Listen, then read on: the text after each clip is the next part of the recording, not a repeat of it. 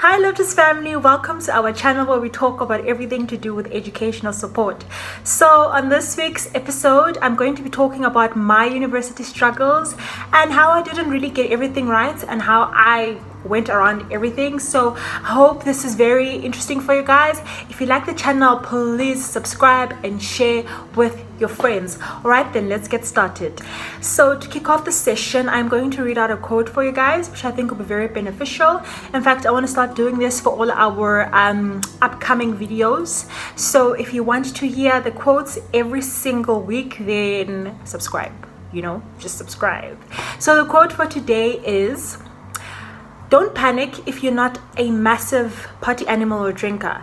That isn't the be-all and end-all of university life, so don't make a big deal out of it. Just be yourself and don't do anything you're not comfortable with. Guys, wise words to live by. Just don't do anything you're not comfortable with. Right then, let's begin. So I'm going to break up this struggle session into 4 segments. So it's for the 4 years that I spent at Wits, and I'm going to break it up for each year. And yeah, just a disclaimer, I did a BSc in chemical engineering from Wits, and it was not like a smooth ride or anything like that. So I did struggle, and I know I'm not the only one that struggled, but we did it, it's done. So we're here to motivate you guys to get it done. So let's talk about first year. What were my struggles in first year? The first one, the biggest one, has to be transitioning from high school to university. When you're used to the high school life, you have friends, you have teachers who you're familiar with, your classes are very small, so it's an intimate setup. And then you get into university and you're one out of 200 students, and no one seems to care about you. Your lecturers just doing their own thing. It's no longer intimate, it's no longer personalized. So that was the first big transition, and making friends from that. So unfortunately for me, I didn't attend O week. So O week is like orientation week, where I think students take you around university. They show you the lecture halls, they kind of introduce you to the curriculum and all of that stuff, and they make you feel welcome. I didn't even have that experience. So I started, first day of university was lectures, and I didn't have friends, I didn't have anyone. I didn't even know where the lecture halls were. I don't know what I did. I think I went to the faculty and I got the timetable. I didn't even know where the lecture halls were. I had to ask around, where do I go from here? Where is this place? And eventually, I found my way around it. I made friends, even though I had to follow some people. I had to stalk some people just to get to my lecture halls, guys. I ended up making friends. I ended up settling in. So my biggest struggle was just the transition, and it took me about, let me just say, a month to transition into the whole idea of being independent and being at university and stuff. So I think that was the first one. The second one was definitely being okay with not being an A student anymore. It's true what they say. Your marks are going to drop. Well, for most people, your marks are going to drop. If you're an A student, don't be expecting to get A's in university, because not that it's not possible, it's just difficult. It was very difficult. And don't beat yourself up. It happens, unless if you're willing to study 24/7, in order to bag those A's, and do it. But be okay with working hard and not really getting the A's. So now let's talk about my second year, guys. Second year was nice. Hey, it was nice, but the biggest struggle was balancing the workload, doing the work, bagging the degree, and exploring. I think for me, second year was the year I really started finding myself, joining societies, getting to know people, and having fun, trying out new things. And now my biggest struggle was balancing all of that independence and the exploring and doing the work. Second year is when I started Triple Lotus Tutors with my friends, and it's also the year that I started doing forex trading. I was trying out new things. This was the year that I joined a couple of societies, so I started knowing people. It's also the year that I started staying alone. Started staying alone. So you can imagine, all of that just came all at once to me, and now I had to learn how to manage my personal life and the books. So that was the biggest struggle. And how did I manage it? I think the biggest thing that I had to learn was prioritizing, knowing what to do, when to do it. So the biggest thing about university, well, for me, my secret was, even though I had like 10 assignments, I would plan for them. I'd plan for all 10 assignments. I'd probably have a look and say, okay, this one will probably take me 5 days, this 2 days, 3 days, and then I'll just start according to the level of difficulty and level of importance.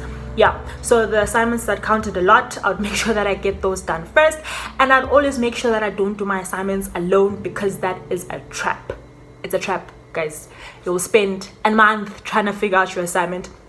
So I always consulted my friends. I always consulted like second and third years. So the other thing that I did to balance that is I made friends with people in third and fourth year, because they kind of knew what was happening with like the work that I had to do. And for some of the assignments, the lecturers kind of like repeated assignments, so they would actually just guide me and be like, okay, no, this is the answers, what you're supposed to write, and they'd kind of explain the whole thing to me. And fortunately for us, we had ADU, which is academic assistance, so I also used those resources and the tutors that we had in class. So yeah, that was the biggest thing for me, not having to do everything alone. That's how I managed it. The other thing is I learned how to prioritize my time, right? So what does that mean? Means that I didn't go out with my friends before the work was done, right? I had to make sure that the work is done first. And I think that's like the biggest rule. Don't start having fun before you have finished all of your work. And then the food department, because now I was staying alone and I had to cook for myself. What I'll do is I'll cook in bulk, guys. I'll cook for like 3 days, put it in the fridge, because I realized that I don't have the luxury to be cooking every day. So basically, moral of the story, prioritize. Don't go out, don't do other side hustles before you finish your schoolwork. Consult. Ask your friends. Never do things alone. That's the biggest takeaway from me with second year.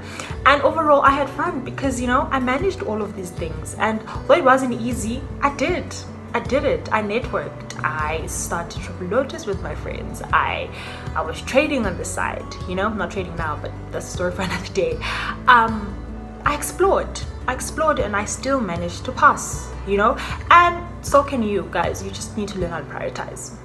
Third year was not easy, guys. Third year was the toughest year of my university experience. And the thing is, coming from second year where I was thinking, okay, I got a hang of this, this degree is not so difficult. Then I get to third year and it was just like a different story altogether. So the biggest struggle in third year was the workload. It's not easy, guys. It's really not easy. Third year for engineering is the toughest year because you like doing the real work now. Like it's no longer the easy stuff, it's not the difficult stuff, and there's just so much work. So it's like a lot of difficult work that you have to get your head around. And yeah, it wasn't easy. And to speak more on that, I literally almost failed a course, guys. I was like this close. So in fact, I failed a course in first semester, right? And I had to work very hard to pass that course in second semester. So you can imagine the kind of pressure that I was under. I ended up passing the course, yes, but imagine knowing that I failed this course in first semester. I have to make sure that in second semester I kill it, otherwise I'm here for 5 years.